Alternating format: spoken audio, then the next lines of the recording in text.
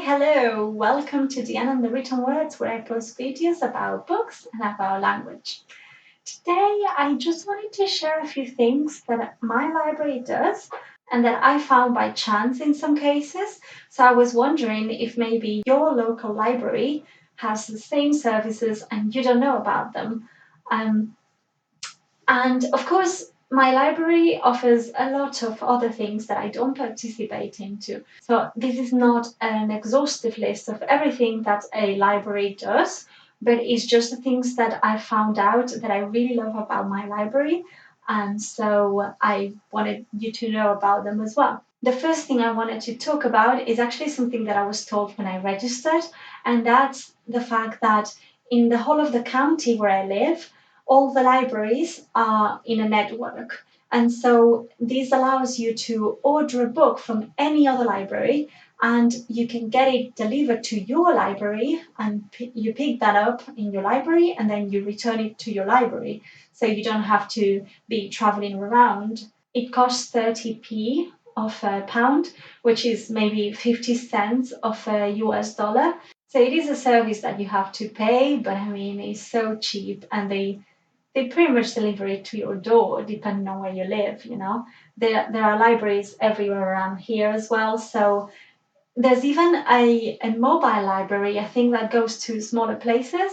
And I believe that you can also order it there. So everyone is sorted that way. You can just get it very close to where you live and you can order as many books as you want. Of course, the time that it takes for a book to come to your local library, you are never given a definite time, and sometimes it takes a while, but I mean, who cares?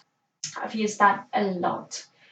um, the second main thing I wanted to talk about is that there are three different apps that my library uses to share online content. I found out about all three of them in separate occasions, and there were some signs around the library, but it wasn't like super on your face. So I wouldn't have seen them if I wasn't there pretty much every week. The first one that I found out about, which is my favorite to this day, is BorrowBox.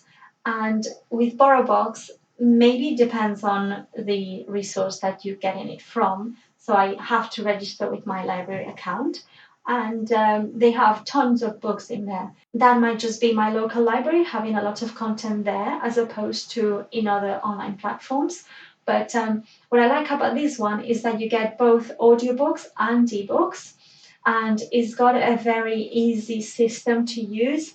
And also, when you're listening to an audiobook, you get the timeline of the whole of the audiobook, which it's easier for me because it allows me to plan to see how many hours I have left in an audiobook, as opposed to other apps where they only tell you where you're at in that particular track or chapter.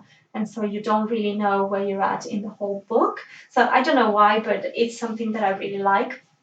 And then it's got other functionalities like making the pace faster or slower.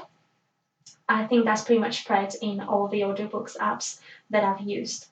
You can also have a wish list, which I use all the time. So as one of my TBRs is from BorrowBox, and yeah, so you can remove things, add them to the wish list really easily, and it's a great app. I love it. The second app that I learned about is RB Digital, and that one has magazines and audiobooks. So in that one, you don't get ebooks.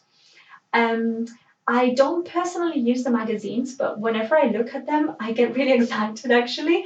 I just have too many books to read, and that's always a priority. But they have things like National Geographic and one that I really have my eye on, which is Geek Parenting. So it's like experiments that you can do with kids, and that would be really, really interesting. But I'm not there yet, I guess. Um, with RB Digital, as I was mentioning before, you don't get the whole of the audiobook. You don't get where you're at in the whole of the audiobook. So that's a bit of a pet hate of mine. You do also have the wish list though, so it's really easy to add things to the wish list. And the third app that my library offers is uLibrary, and that one only has audiobooks. I find that one to be a little bit difficult to navigate because when you search, you have to press the search button, but the one that you see is the typical um, magnifying glass, and if you press that, it restarts. So that's something that I always get wrong. And you don't have a wish list in that one, as far as I can tell. It's the one that I've used the least, but I've actually listened to The Turn of the Key by Ruth Ware and The Other People by C.J. Tudor. And I don't know if that's available from everyone or just in my library. But, so they do have great stuff there sometimes. And it's one that I always check when I'm looking for a book as well.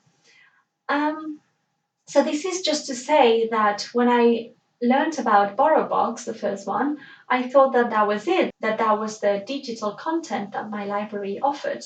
And then bit by bit, I saw the other two as well. And I would have never found out.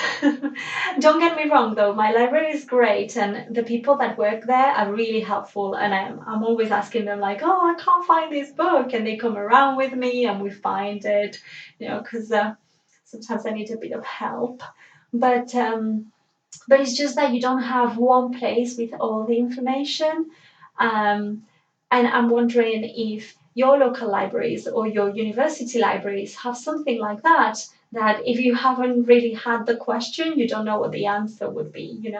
Like, um, I suppose my question would have been, what are all the places where I can find books? But when you don't really know that all these apps exist, you don't know. They also have audiobooks and DVDs that you can borrow from the library, but actually I don't have any device where I can put CDs or DVDs on, so I personally don't use that. But if you're into audiobooks, know that you also have that option of actually getting the physical CDs that you can then play on different devices. Also, to point out is that my library is run by a charity, so I feel good by using the library because I'm keeping something alive in my community and I'm getting other people to use them. And I'm also borrowing a lot and creating a demand for that library to be there. But on top of that, I'm also contributing to a charity that does a lot of other things around the community. So that might be something that your library is doing as well. And it's just a great way to support something and to get a big benefit from it by reading lots of books. So support your library. I know that I've heard this conversation about having to support publishing houses as well. Hello again, I just ran out of battery. I was just mentioning that supporting your library, I think, is really important. And some people say, well, yeah, but you also have to support publishing houses, right? If we want books to still be edited, published, and available to us, then we also have to support publishers. But one thing to do with that is that libraries, at least in the UK, as far as I know, when they purchase a book, they actually have to pay more than us, would pay for the same book, because it's understood that that book would be read by lots of people and therefore it has a higher value or something like that. I don't really know what the economics behind it are, but they pay more than the normal price of the book. So in a way, you are supporting publishing houses by supporting your library. But then on top of supporting your publishing houses, you're also supporting your library. So it's like two birds, one stone in a way. So as I said before, support your local library. And that's all I have today. As I said, I've only mentioned a few things that I use a lot that were very big surprises for me that I could use them. There's probably lots of other things. So let me know in the comments what kind of services you use from your libraries, which might be very different from the ones that I use and from the ones that my library offers.